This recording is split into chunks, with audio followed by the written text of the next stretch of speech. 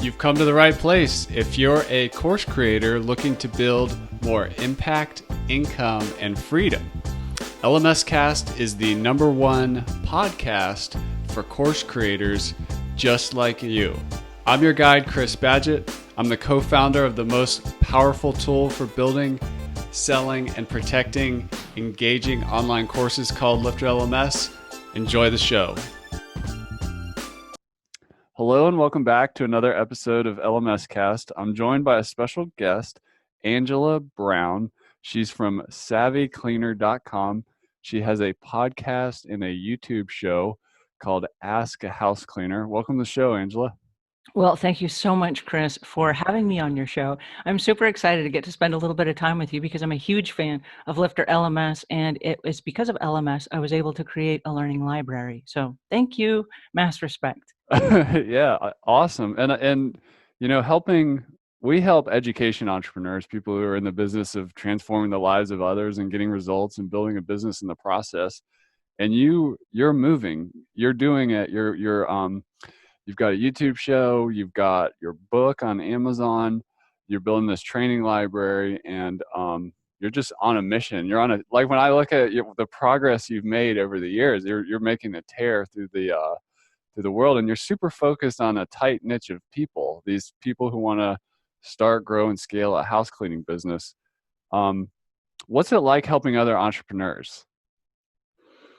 Well, that's a great question, and I'm still learning how to help them because what I'm doing right now is different from everything I've ever done.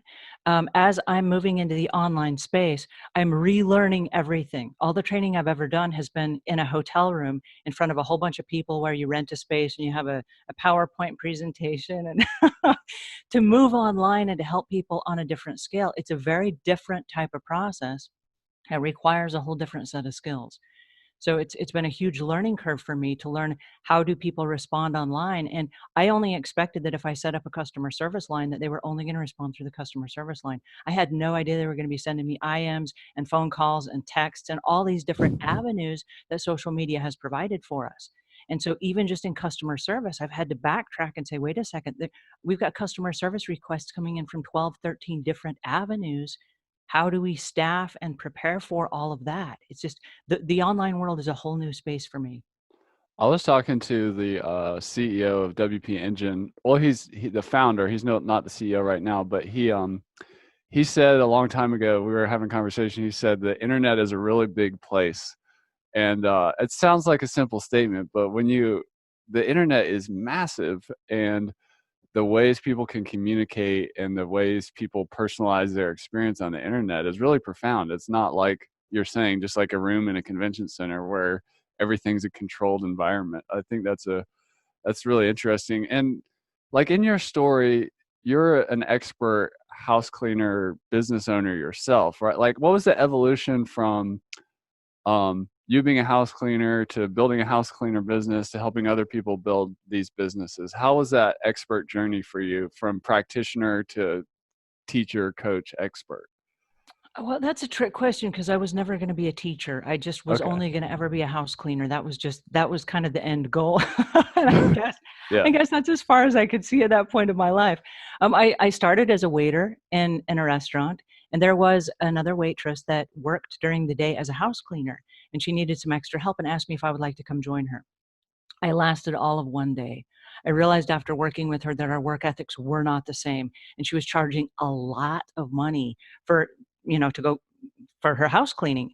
I made $150 in the one day I worked with her, and we were being paid $2.13 an hour at the restaurant plus tips. So you have to get really good at making tips if you're going to survive.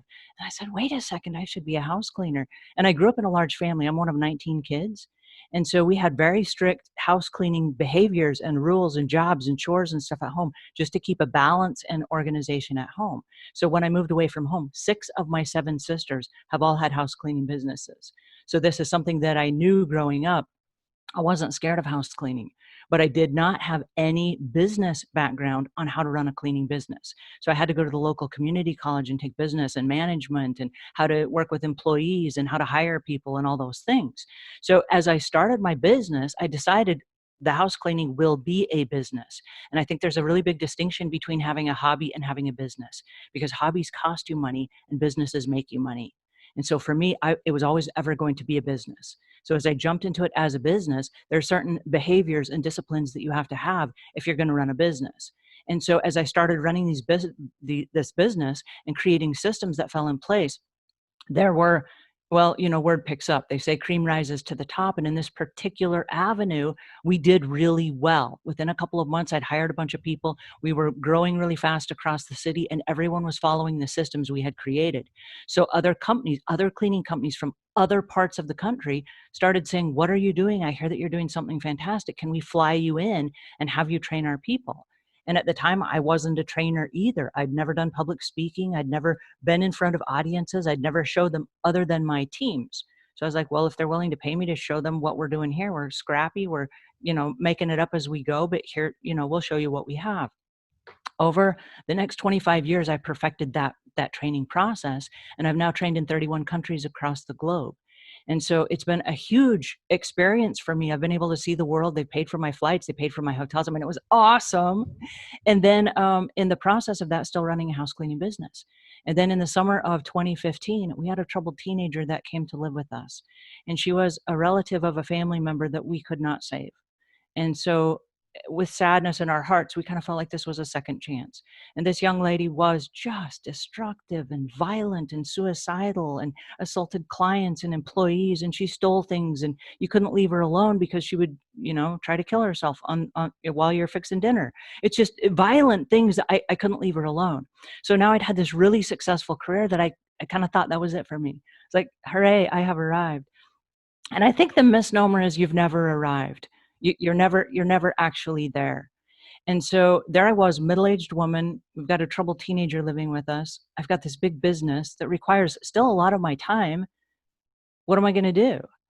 And so I had to make a conscious decision in that moment. I've got to reinvent myself. And it's a really frightening place to be when you have no internet skills and you have no social media skills. And in all of your podcasts, you talk about the 5 hats. I had exactly 0 hats.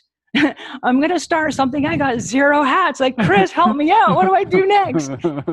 And so I listened to all of your podcasts, and I went on YouTube, and I'm like, how do I create a YouTube show? And I didn't want to do YouTube. I created this amazing little library. I joined up with LifterLMS. I followed all of your rules, and I made this really awesome little training program that was all text. I was so proud of myself. And then we did beta tests, and people were like, text, we don't read, we want videos. I'm like, I don't do videos. And I didn't have any WordPress skills. All of this runs on a WordPress backdrop. I didn't even know that you could adjust the size of pictures. So all my pictures I was uploading were thumbnail size, and I was trying to create a learning management course around thumbnail size pictures. And this is back in the days when it was JPEG, so they were compressed and they were super small, and now they look horrible, right? Everything switched to 4K screens and PNGs that stretch, and I had no idea. And so what happened is I have to ask myself this question. There's somebody on YouTube that's going to teach me this one skill. It's going to take 10 minutes. I can fight myself and never learn it, or I can spend the 10 minutes, and in 10 minutes I know how to do it. And so I buckled down every single day, and I said, let me learn these skills. Because once you learn those skills, they build on top of each other. And once you build on top of each other, you cannot unlearn those skills. So I created my first learning management system online back at the beginning of 2016. I looked at all the different options available, and LifterLMS made the most sense to me because it was the most user-friendly, and you seemed like a really nice guy. I hate to say that, but you're a really great teacher. You tricked me. You made me feel like I could do this. And I was like, well, he said that I can, so maybe I can. I mean, you don't know what you don't know. And I had no idea what kind of a commitment it was. But at the time, because I didn't have any of the 5 hats, what I didn't realize was this. It was like committing to run a marathon when you've never run before. And not just committing to run the marathon, but committing to win the marathon. So as you start, you have to learn all the skills that surround it. So when I jumped into the learning management system, I had to learn video, I had to learn audio, I had to learn graphic design, I had to learn ad copy. I'd never marketed something like this before. When you market house cleaning, it's a very decided outcome. You come in and you clean their house and they look at it, they go, wow, that looks amazing. Boom, you get the money. But now you're selling an intangible online, and that's a whole different set of skills. I didn't have any marketing skills for selling online courses. I didn't have a following. I didn't even have a Facebook group. So I went and I created a Facebook group and I started with the 5 hats. I'm like, well, I'll just knock these out one at a time because Chris makes it sound easy. Well, you lied. It's not easy. It's a whole lot of work. Well, that's real talk right here. And if this happens to be your first episode, the 5 hats are: you have to be an expert, a teacher, a community builder, a technologist, and an entrepreneur. And I think you always had the expert hat. Like, you have to have that to start. So you were an expert house cleaner, like subject matter expert. And there's things that experts go through wearing that hat to evolve and build these kinds of online training programs. And I have a question for you. One of the things I recognize is a quality we share is that you have an incredible work ethic. Where does that come from? I hate to say this because it's more simple than the answer you're probably looking for. It comes from my age. I Okay. don't have another 20 years to screw around. I really don't. Mm-hmm. And in house cleaning, I hate to say this, but I didn't specialize in money management. You don't know what you don't know. And I didn't know money management. I grew up in a big family and we weren't poor. I think poor is a state of mind, but we were broke, and broke is a temporary situation. And so when I moved out into the real world, I was still broke, and I took those behaviors with me because I didn't ever have any money. So I didn't know how to manage it. I didn't know how to invest. I didn't know how to save it. I didn't have anything for retirement. And when you run a house cleaning company, you are your own entrepreneur, and nobody says, oh, now it's time for your 401k. I didn't know. And so when I reinvented myself in the middle of 2015, I realized, wait a second, I'm on the fast track to retirement and I got nothing. I'm not prepared for this. And so I don't have time to screw around. I have to make this work. And I didn't know what that looked like. But for me, I said, I'm going to commit to making one show every day. I'm going to make a YouTube video and a podcast every single day. And I had no idea what that meant. And I'm glad I didn't, because if I knew how much work it was going to be, I would never have done it. On the other end of it, now that I've gone through that learning curve, one of the hardest things I've ever done. Would I do it again? Absolutely, in a heartbeat, because of where it's positioned me, where it's put me, the content that it's given me for my learning library, the trial and error that I went through to learn all of those skills. It was going through that process every single day that taught me the skills to come back to the learning library and say, guess what, guys, get out of the way because we are coming through. That's awesome. There's another quality you have, which is being a lifelong learner and a commitment to continuous improvement. Where does that come from for you? Is it fun? Is it you love challenges? Like, where does that drive to just continuously learn, improve, and level up come from?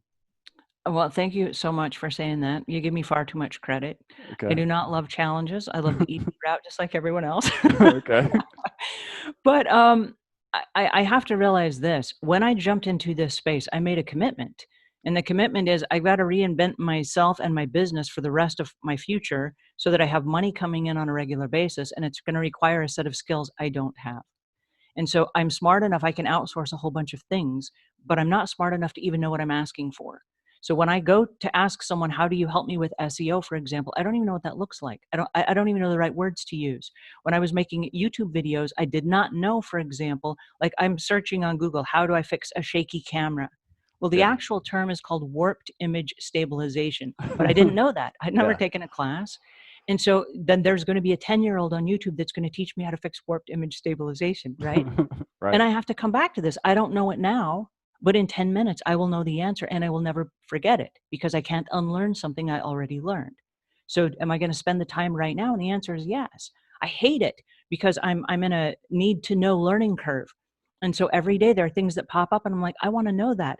I don't have time today. I don't need to know it today. And I put it on it's like a grocery list Mhm. of things I want to learn. I remember when I was going to learn Camtasia, um, I, I wanted to learn it. I want to be able to click things on my screen and have it record my screen, but I didn't need it today. Today, I can actually take a picture of it and make a little arrow go to it. And I know how to do that today. That will be my fix. Then I woke up one day and I was like, it would be so much easier if I knew that today. So then that's the day I registered, I bought the software, and I sat down in front of 35 YouTube tutorials and I learned every element of it. And now in the back of my head, I have a whole new piece of software that if I get in a pinch, I'm like, let me just show you. And in 30 seconds, a minute and a half, I can pop out a little video that shows you exactly how to do it. And so if you are going to create a learning management system or a learning course or a membership site or any of the things that LifterLMS is so keen on as far as promoting yourself for the future, my suggestion is this. I'm a house cleaner. I'm a middle-aged house cleaner that is self-taught via YouTube and podcasts and stuff like that. If I can do it, oh my goodness, anybody can do it. Okay. I'm not the best learner in the world, but my suggestion is this. If you're going to create something, don't create a crappy course that's going to have 35 people come through it and then poof, it's gone and you never get anything else out of it. Create an ongoing membership site where you funnel new and interesting information in there and create a culture where people keep coming back over and over and over again. Because if you just give somebody something once, it's like, did you teach them to fish or did you feed them fish for the day? Teach them to fish and bring them in and then create a group of fishermen and all of you are working on this together. And so learn the skills because the skills are not going away. When I grew up, the survival skills were reading and writing. Right. Now it's video editing and image editing. You have to know those skills. And as much as I would like to pretend you don't, you're a fool if you think otherwise. The internet is not going away and everyone is switching to video. Everyone is switching to online learning. People are not going to hotel rooms anymore and they're not renting out space for a weekend and pulling all their people off the main line and taking that money away from the revenue and having to rebook clients so that they can learn about house cleaning. They're not doing that anymore. They're going online. What courses can I take on my free time or on my phone or my tablet that's available on the internet? And so if you have something to teach, you got to get there already because if you don't, your competitors will. Yeah, that's awesome. Man, this is like a gold mine of information here of like the skills you need to develop. When you like somebody on the street is like, what is your business? The savvy cleaner. What's the elevator pitch? What do you say for your training platform?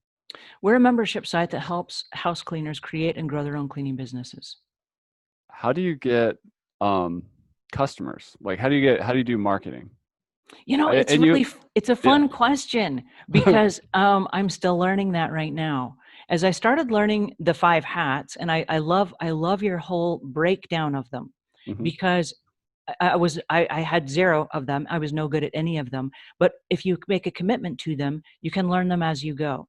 And so as I launched my first evolution of my membership site, I launched it with a really low even pitch that wasn't, I've never paid for a dime in advertising. I've never paid to boost a post on Facebook. I've never even had Facebook Lives. I mean, I've been really low key about my process, but what I did is I wanted to create a culture where I would pull people in. And I believe that there's pull marketing and there's push marketing. The push marketing is where you pay a lot of money in like keywords and AdWords and you boost posts and you do sponsored ads on Facebook and all of that stuff. And I love that that is available to people. Because as long as you're paying the money, you get the results. But if you stop paying the money, you also stop getting the results. And so for me, it was an organic approach. I wanted to learn organic SEO, and I wanted to learn to create a culture where we were pulling people in, where they felt like they wanted to be a part of what we're doing. And then just the next natural conversation is, by the way, we're creating a membership site. We would love to have you guys come and join us. And so we relaunched our course at the beginning of 2020. And I have to say, it took me 4 years. I hate that it took me that long, but it took me 4 years to actually learn all of the skills that I needed in order to do group coaching and to have ongoing courses. We have 68 courses that we've completed over the last 4 years.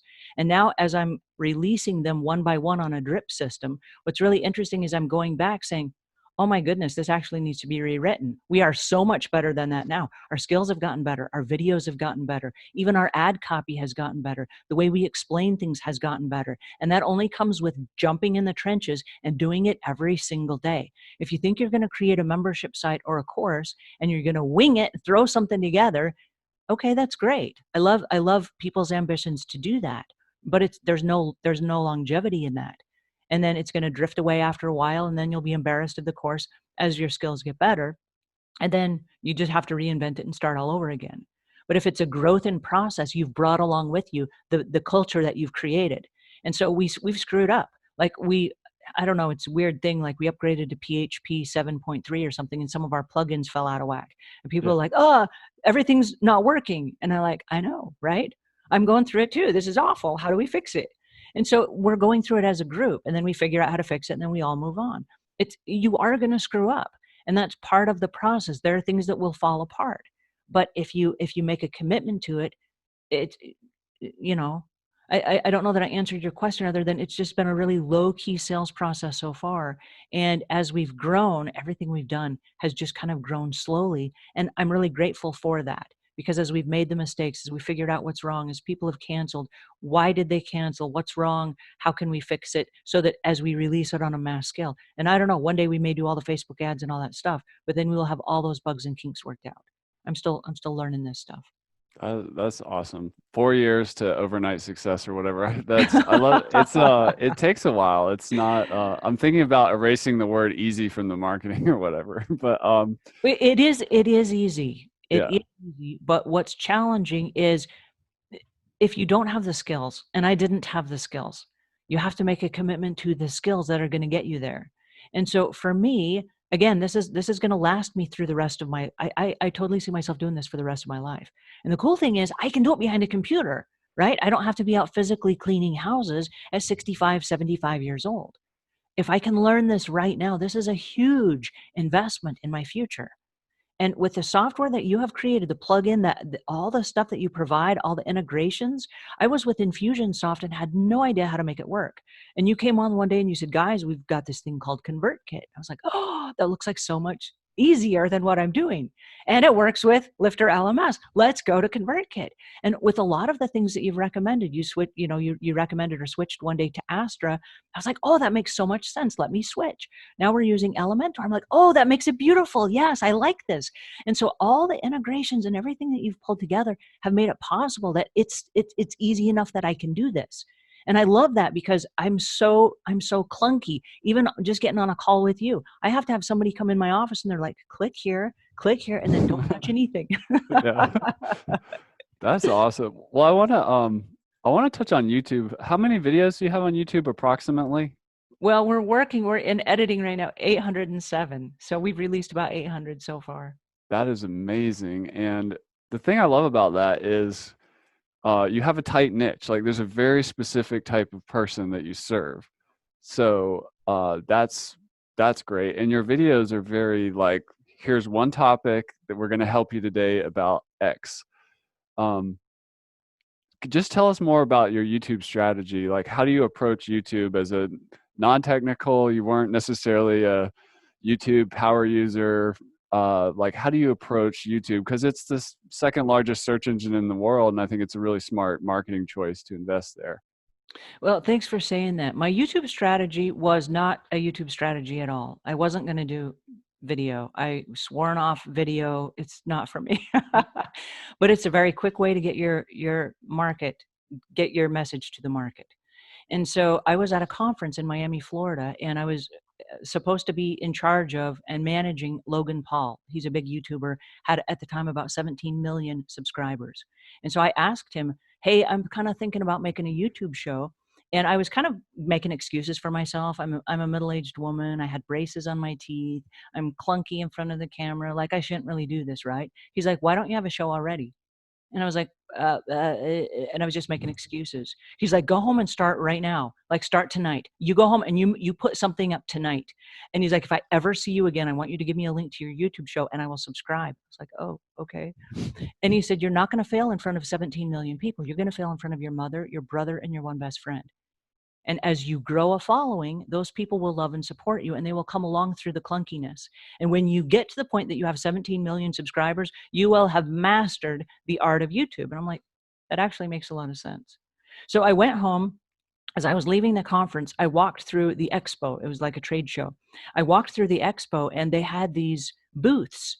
And behind the booth was this stretch fabric trade show display that was very similar to the thing that's behind me. And I stopped and I just froze. And I was like, that's my backdrop, because I'm not smart enough to do green screen. I didn't even know how that was going to work. And I didn't have a great big fancy whiteboard like the one that you have that has all the notes and all that stuff on it. I'm like, what am I going to do? And then I saw this stretch fabric thing and I'm like, if a picture says 1,000 words and I put a picture on a stretch fabric display, what does that look like? And because I'd never had a YouTube show and I'd never had a podcast, I decided I was going to do them in tandem. The YouTube show is literally my podcast in front of a camera, and it's a talking head show. In the end, I would like to have guests, and I would like to have, where I show you that I'm cleaning and all this stuff. But just to get started, I had to start with where I was and with what I had and with what I could afford.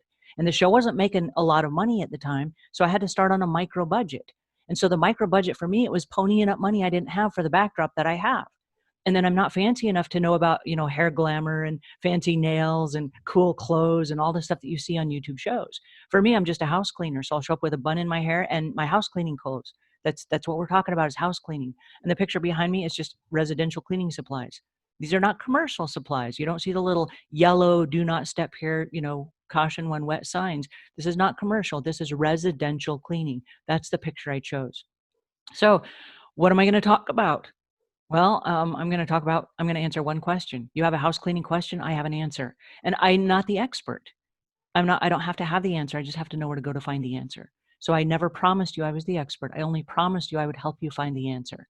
So every day we answered one question. And it got really great because then I could batch my shows, recording 1 hour a week instead of recording all the shows, one day at a time. Now, the cool part about it was, and my strategy was, instead of creating a 1 hour show, because I know lots of podcasts are 1 hour, I would break mine up into 8 or 7 8-minute segments, because that way I could produce one show every single day, and I had 7 different chances for search engine optimization. Now, a minute ago, you said that YouTube is the second largest search engine on the planet, but it is also owned by Google, who is number 1. So it only made sense to me that if I learned search engine optimization, and it took me 39 days to learn it, but once you learn it, you can't unlearn it. And so then you start doing things in your videos, like the very first words out of my mouth are the keywords that I'm ranking for the day. And so I have to figure out an organic way to make that sound like a sentence. But I have 7 chances now for search engine optimization in a week. And here's the key. If I have a 1 hour show and you don't like it, you may drop off and I never hear from you again.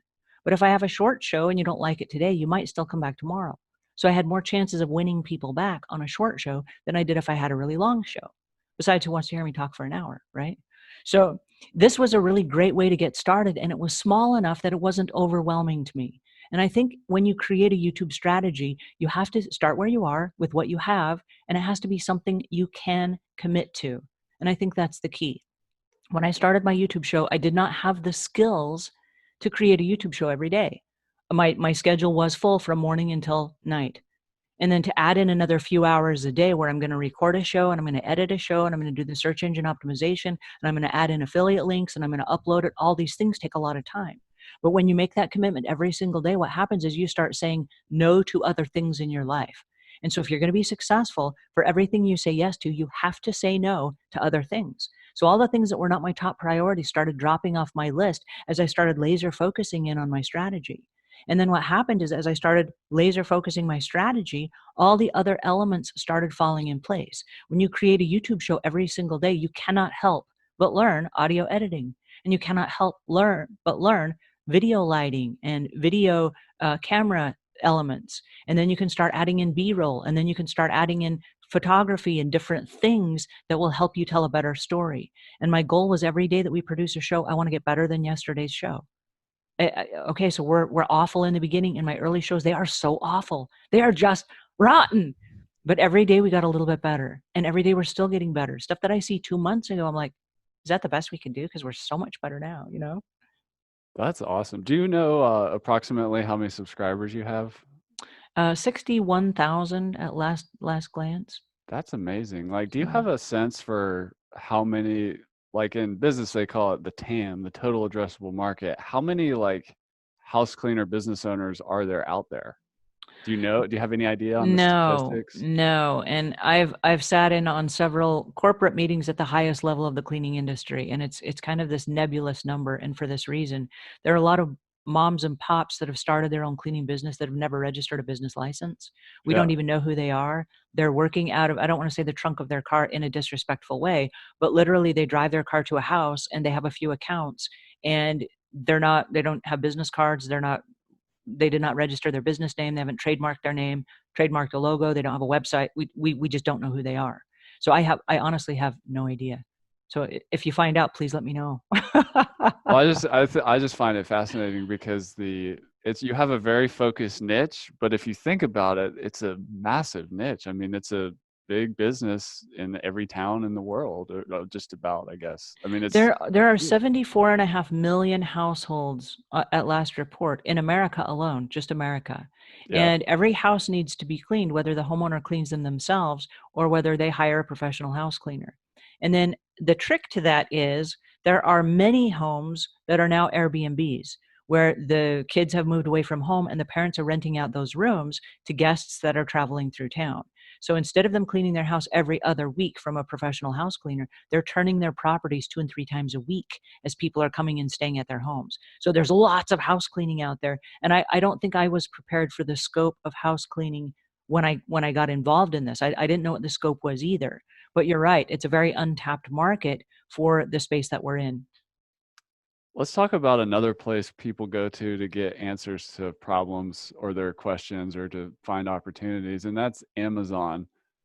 You wrote a book. Can you tell us the story of why you wrote a book? And I think I saw like 200 some reviews on it or something like that. I mean, how did the book come into existence?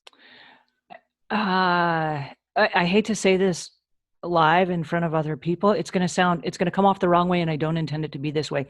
I wrote the book to buy back my time. As I started the learning library, that requires a significant amount of time in order to learn the 5 hats. And I didn't have the skills for the 5 hats, but I had the skill for the book. So would you say that writing a book is easier than making a membership site? Oh, way easier. Yeah, just go Yeah. write a book. That's far Yeah. easier. Okay. But the writing of the book, what it did is it was designed to be free. It was only ever designed to be free, but it had 12 lead magnets in it. So Okay. download the free worksheets or download the free flyers or whatever. And when you download those, you then go into my database so that I can start building an online community where I brought you from Amazon to my own little ecosystem where then we could have conversations and we could go from there. So it was only ever designed to be a free book. If you pay for the hard copy book or the paperback book, it's about $10. And so as a passive revenue stream on average today, it makes us about $250 a month. So we're not getting rich off of it, but you can still get it for free and you can read it on any device free of charge with the Kindle app. So yay. But the purpose of that was this. When I got started in the online space, I was bombarded with people going, "Oh, you've moved online. Yay. Can you give me some coaching and consulting?" And again, if I'm selling coaching and consulting, that takes away from the time that I was going to create my membership site and I was going to learn the 5 hats. And so to buy back my time, I wrote the book. It's free. Go read the book. It answers lots and lots of your questions. And then when you come back, my consulting fee is not cheap. It is not cheap. But when you come back, you're not starting from ground zero. You're starting from way up here. Let's come in and troubleshoot what you've tried that didn't work. And we will just tweak those few things. And instead of you hiring me for an ongoing program, then you can just hire me for a couple of hours and we can do some blind spot sessions. And so that was the whole thinking behind the book, is that I could give it to people for free, like, here you go, yay, here are the answers, but not have to stop and answer each of those questions individually. That was my strategy behind that. Oh, that's awesome. And what has been your approach to, starting out with this idea that you're going to build this asset that can help you retire, that is infinitely scalable, not limited to a conference room? Um, what what was the trying to think about the best way to ask it. What was the transition from solo operator to having people help you or a team or whatever? Like how did you approach doing everything by yourself to getting some help? So my answer there is just desperation. Yeah. As I started a show, and it's a daily show, I What was edited the first hire I edited the first 180 shows by myself. out of 800? Yeah. Out of 800, the first Yeah. 180.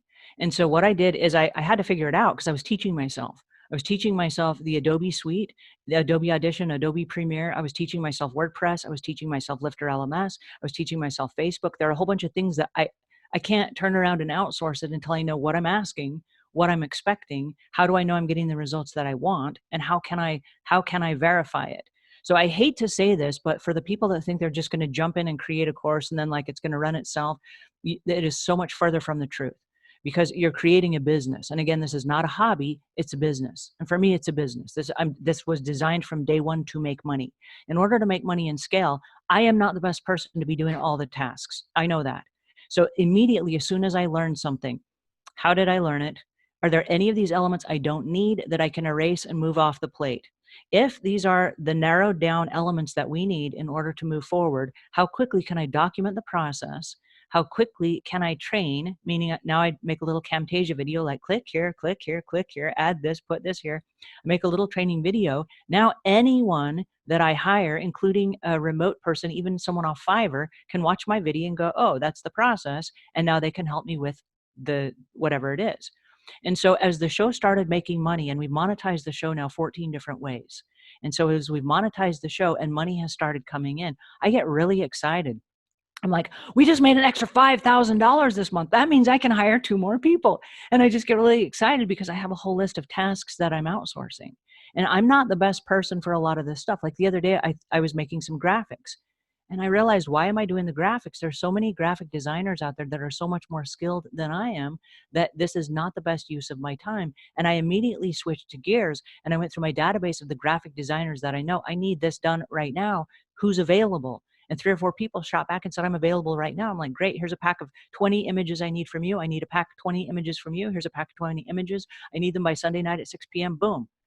And it's great when you're able to do that, because now I know what I'm asking for. I know what I'm looking for, because we have a specific series of criteria. They know what I'm looking for, and we all work off of Google Keep. I just discovered Google Keep, but it's basically a long checklist where it can go from person to person to person. And in our YouTube show, we have a series of different things from the time somebody books a show to the time that we've done our last SEO and it goes live. And so somebody might work on 15 of those elements. They check them off. It goes to the next person in the line. They check them off. And I can jump in anytime, anywhere from any device, and I can see exactly where we are in the process. Then when we're done, we're like, booyah, we archive it and we go to the next thing. But you can have multiple shows going on at a time somewhere in production. And so your question was, what was the process? The process was, it started with desperation. It started with recognizing that I needed to outsource. It started with the goal of how quickly can I outsource, and what of these projects that I'm doing can I get off my plate once I understand them well enough to help someone else through the process of hiring them and then checking it off and saying, that's exactly what I'm looking for. But the more you narrow it down and the more precise you are about your expectations. I hired somebody off of Fiverr, and he works for me in Brazil. It took him exactly 1 show to get it right. And there was 1 tweak we made to that show. And then I was like, wow, this is brilliant. How easy was that? And the goal is, I like to work smart, not hard. And so if I have to go through all the trouble of doing 180 shows to learn it myself so that I can document it and I can systematize it and I can create that to move it on down its way, it's worth the time that I'm going to spend right there in the beginning to take the time to document the process, because then I don't ever have to do it again. Wow, that is really cool. I like what you're saying about around, and I think it's really smart. And this is sort of what's evolved for me as well, is before I try to outsource something, I need to, whether it's like WordPress or graphic design or whatever, I've found it helpful to get in the weeds myself and at least and do it, even if I have the resources to outsource, so that I can better communicate and understand the profession of the person I'm outsourcing with. Because if you don't have that, if you haven't at least tried SEO, or you haven't tried WordPress, or you haven't tried to design a banner image for something, or make a video or edit a video, it's a lot more challenging to communicate effectively and outsource effectively.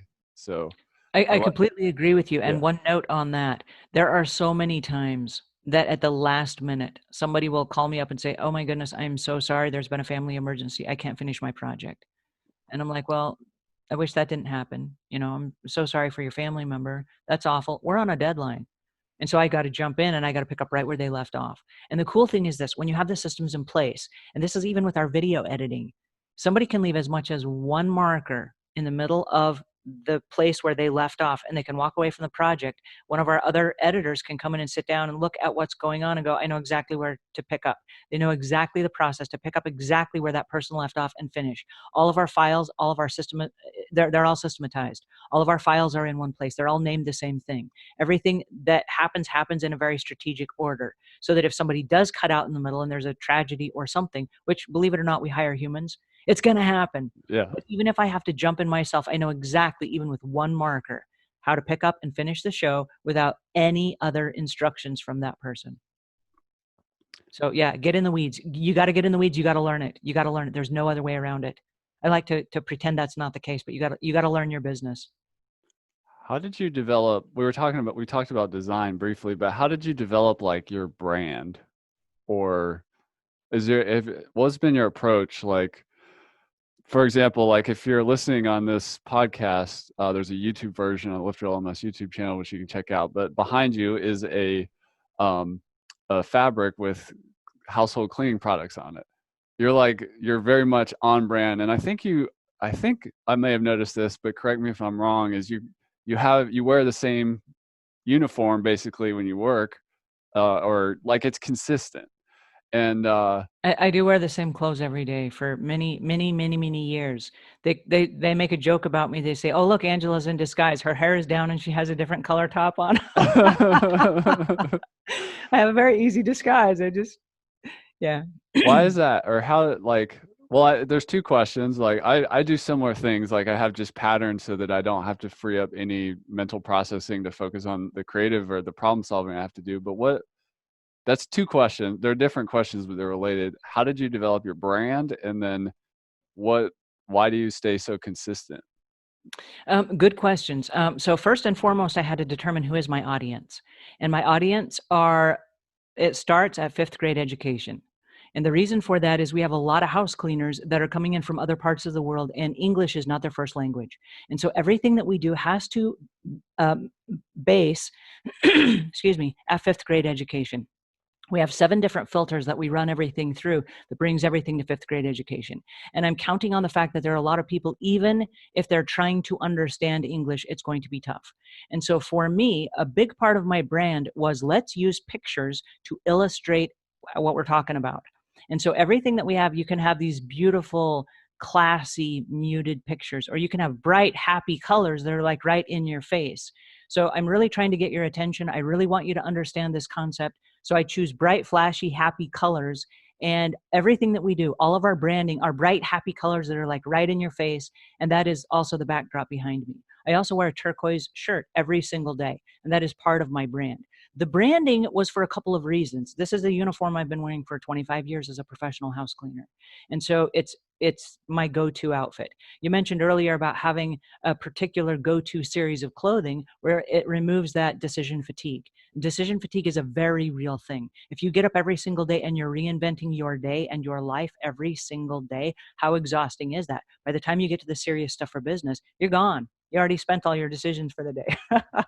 And so for me, everything in my life is a system. From the time I get up in the morning, my workout, the clothes that I wear, the shower that I take, the way I brush my teeth, I take my vitamins in the morning, I pack my husband's lunch. There's a series of things that happens every single day. And the good news is this: when you're feeling bad, or you're having a bad day, or your biorhythms are out of whack, or whatever, if you follow the systems, you still end up with the same results. And so even though there are days I woke up and I'm like, I'll just roll over and pull the covers back over my head, I don't feel like doing YouTube today. Okay, well, the reality is you're going to do YouTube anyway because it's a system. And that's the process, because once you follow the system, you end up with the same results. It's like all these years that I went to clean houses. Yeah, there were times that I showed up and I had cramps and I had a migraine headache. But guess what? You follow the system. You do the exact same cleaning every single time, and they get the exact same results, which then leads to referrals and recommendations and consistency and long-term customers and all those things. So if you have systems in place, it's not cute and it's not glamorous. And I promise the outfit that I'm wearing is not going to win me any fashion awards. I get that. But it also says house cleaning.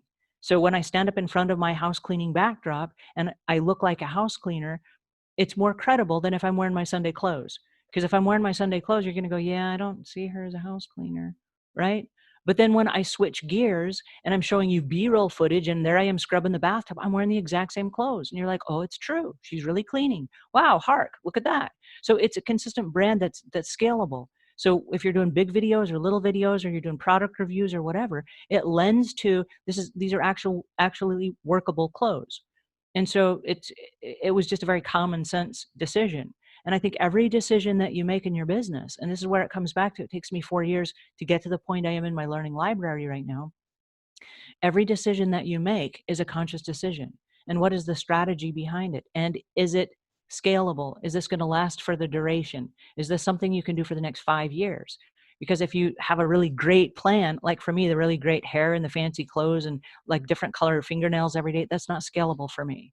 Where do I go with that? Am I gonna have a different outfit every day? Am I gonna wear the same clothes over and over again? Like, how does that work? It's easier. Let me just wear one outfit. And then if people see it on YouTube, because YouTube is a huge place, there are thousands of videos that are uploaded every minute of the day. And so if I'm wearing the same clothes, people are just going to go, oh yeah, oh, I've seen that before. And it creates a consistency in the brand. Even in the thumbnails, they're like, oh yeah, that's another one of Angela's shows. And so it's not, again, it's not cute. I'm not winning any awards for being cute, but it is very consistent. And that's, people know then what to expect when they land on that channel, or they land in our learning library, or they land in our Facebook. It's that consistency that goes all the way across your brand. I love that. And I like what you said too. I think a lot of people don't think about the language we use, and experts, there's something called the expert's curse, where we start using overly technical jargon, or some people call it techno babble. And if somebody's a beginner, or maybe English isn't their first language or whatever, you're just missing, you're going over people's heads, or you're just missing an opportunity to communicate more effectively. So I love that you brought that point up as part of your Well, brand. it is a challenge. It is a challenge because sometimes when you read a lot, you end up picking up words that float out of your mouth Mm-hmm. without your permission. And so I might say the word inculcate, and my editors are like, you did not just say that on camera. And you have to cut Right. it out because it doesn't translate into other languages. And so even the closed captioning won't be able to translate it into other languages. You can't use words like prolific. It doesn't translate. And so we have a joke, and it's a running joke in our offices, where anytime someone says any word that doesn't translate, everyone's like, doesn't translate. And then we all crack up and we laugh about it. We're like, I shouldn't say that. And so even in a video now, if I catch myself saying one of those words, I'll stop and I'll say, which means, and then I got to bring it back down to the very simplest form. Don't do that, or that's bad, or that hurts, or something like that. So that it explains what it was I was trying to say, so we don't have to cut it out and stop and all those things. That's awesome. And I'm just curious. So Lifter is like 5.5 years old. Do you happen to remember how you found it, or heard about the LifterLMS software, or the community, or some of the other content we put out? Do you remember how you discovered it? Was it just continuous Yes, I search? have a brother that was creating a learning management system, and it was up from a competitor. And he told me it was the best thing since sliced bread. And he said, if you can find one better, please let me know. So I went out and I researched the one that he had, and it was really expensive, and it was complicated, and it wasn't very intuitive, and it wasn't my language. It didn't seem like a good fit for me. And I loved the fact that what he was doing was online, and I could see that there was a future in creating a learning membership site online. But I wasn't connecting. So I went on a mission to research and to find out what was the best for me. And in all of my research, I stumbled on LifterLMS. And like I said, you were a really nice guy, and you told stories in a way that I could understand them. And then you made videos that I could watch, and you're like, click here, click here. I'm like, okay. And I literally would set up two computers side by side. And so you're on one screen, and then I hit pause. Let me do that over here. I would go over here and I would do this. Okay, what did Chris say? Do this. Okay, I'm doing it over here. Okay, all right. He said, do this. I'm doing this. And then I was able to walk through, and at the end, I had a learning management system set up. And like I said, there were a lot of WordPress things that I didn't know, and there were a lot of graphic design things that I didn't know. But as my journey has evolved, so has Lifter LMS. Lifter Yeah. LMS is better now than it has ever been. And it's so user-friendly and it's so intuitive. And right now I have to confess that I'm copying your help section in my own version. you have this help section where if I have a question, how do I do this? I go to the help section and it's broken down by categories. If you're working on a sidebar, here are all the questions you have about the sidebar, here are all the fixes. And so I'm like, oh, that's brilliant. I should do that in my learning management system, where when people have a question about cleaning, there's a little section, there's a little picture. I click on it and then it gives me all the answers about that one thing. It's brilliant the way it's set up. And again, it's very user-friendly and it's intuitive. And so when you talk about simplifying everything down, your program was the most simple program that I could find. And because I didn't have any online skills, you made me think I could do it. And so my husband was asking the other day, you've been working on this for 4 years. Why are you still at this? And I'm like, that's a great question, because many people would have given up before now. But the reality is this: I had to figure out a way to create something that would last as long as my business. So for me, it was never just going to be a course. It was going to be a membership site. And I remember even in the beginning, setting up the WooCommerce plugins and stuff before LifterLMS had its own membership portal. And I was trying to connect all the dots and figure out how it all worked and all that stuff, because I wanted people to come back month after month after month. That's where the recurring revenue comes. But in order to do that, you have to have a wealth of information. And you have to have a culture where people want to be a part of it. Because if they just come and they grab your information, download everything, and then they're gone, there's no incentive for them to come back. And so along with my learning management system, I also had to learn how to do group coaching. And so we release one course. We have 2 membership sites on our LifterLMS. And so we have one for employees and one for employers. And they're all for the cleaning business. So if you have a new hire, they go over here. And if you are the boss, you go over here. And the one that has if you're the boss, you also get this training program as part of the thing. So you get to see what they're learning, but then we also cover a bunch of stuff that they don't get to see. And we've created a Facebook group for the business owners where we can discuss and troubleshoot some of the things that are happening over here. And so in order to do that, we have group coaching on the in-between weeks where we release a course, group coaching, we release a course, group coaching. And the reason we're doing that is because we're answering the questions then that come up as people are trying and going through the program. I tried this, it didn't work, or I had a question about this. That's what we answer on the group coaching. And so now it's not just, here, take a course. It's come be part of our ecosystem, because we really believe in your success and we're dedicated to making that happen for you. And when you are part of that, we put together a calendar of courses where we have our entire year at a glance of all the courses and when they're going to be released and all the group coaching and when it's going to be released, so that people that, well, I'm not sure, I'm kind of on the fence, our best sales pitch is just go and check it out and see if it's right for you. Because we're not holding anybody hostage. If you don't want to be part of what we're doing, don't be part of it, And if at any time you want to leave, it's now super easy to just close your account. So we've made it difficult for people to want to close their account, but easy to do so. And so if they want to close their account, they just click on a button. Do you want to pause your account and maybe come back later? Or do you want to erase everything you've ever worked for? Well, I'll just pause it. Okay, great. Well, now you're still on our mailing list. We can still market to you. And every time we say, hey, this happened in our group coaching. Hey, this new course was just released. Hopefully it inspires you to come back, because this is not a tough sale. We don't want anyone in our program that doesn't want to be there. We don't want your money. It's bad money if it's not helping you. Wow, that's amazing. I like what you said. You kind of went over it, but just to highlight it, you mentioned you were looking at LifterLMS's website, and we're a software company, and the way we do our knowledge base.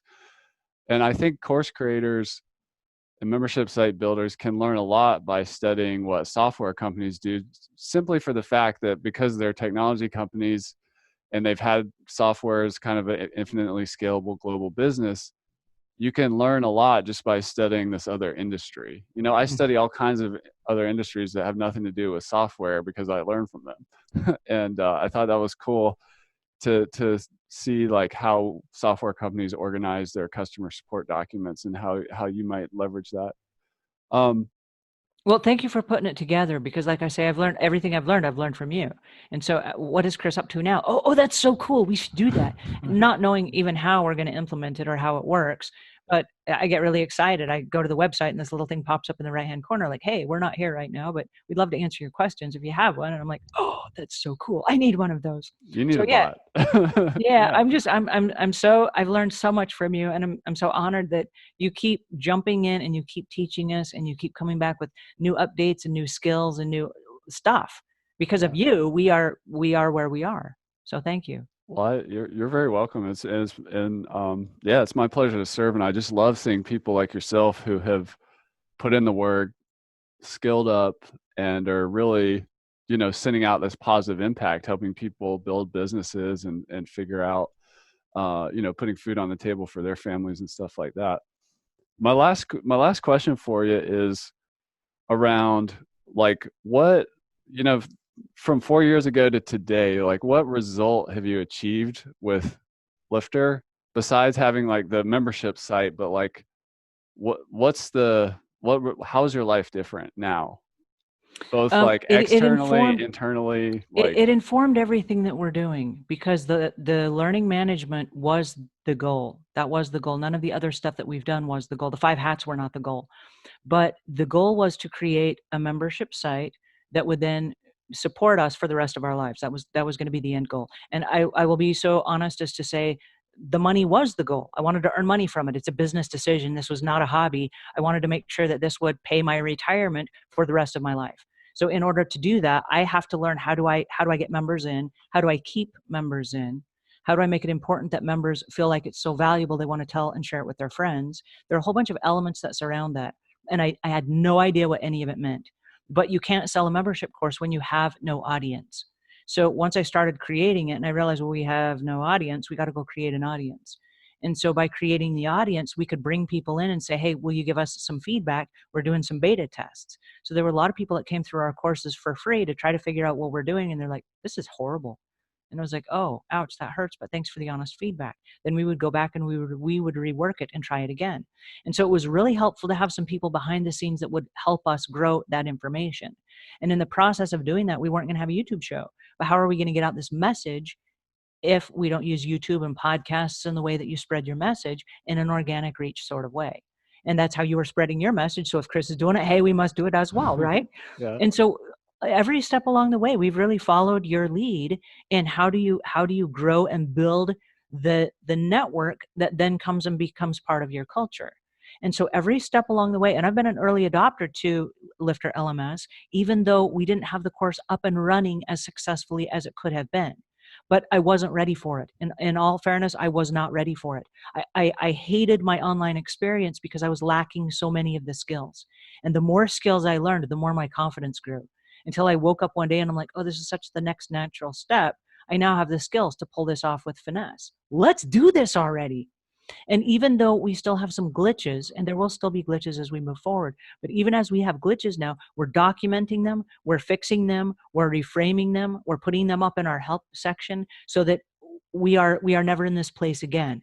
And so it has informed every decision that we've made by having that learning management course early on. If you're thinking about doing a learning management program, an online course, or an online membership, I would say the very first step along your journey is to sign up with LMS and to make sure that you have all of your integrations in place and that you start practicing, because it's not going to be perfect.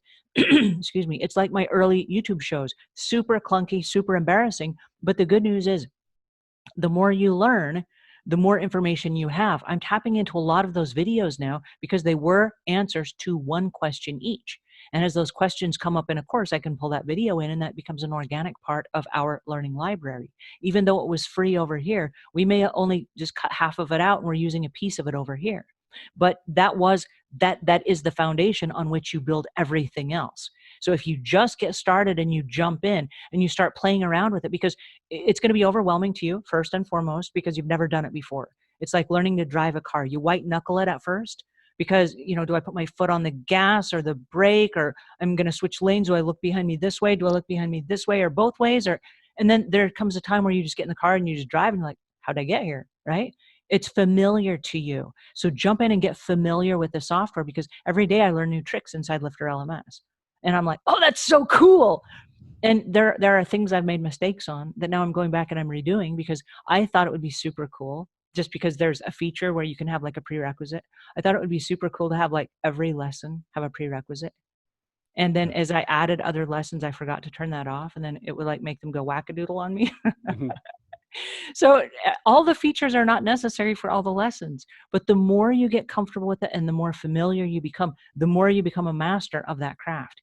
And if having a membership site and if having a learning management program is in your future, You got to jump in already and do it. And this is the easiest thing by far, still to this day, that I've ever seen.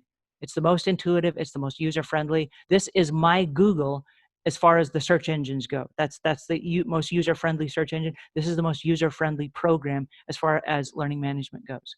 And I've converted my brother to it. I'm like, hey, whatever you were using, this is better.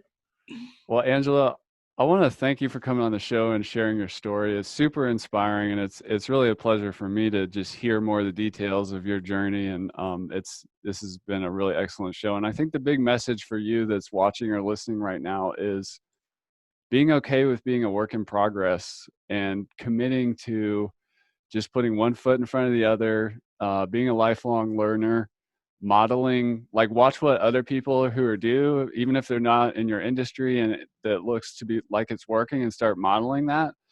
These are all the qualities, and doing the long game. Like you said that this has been a 4-year process to here.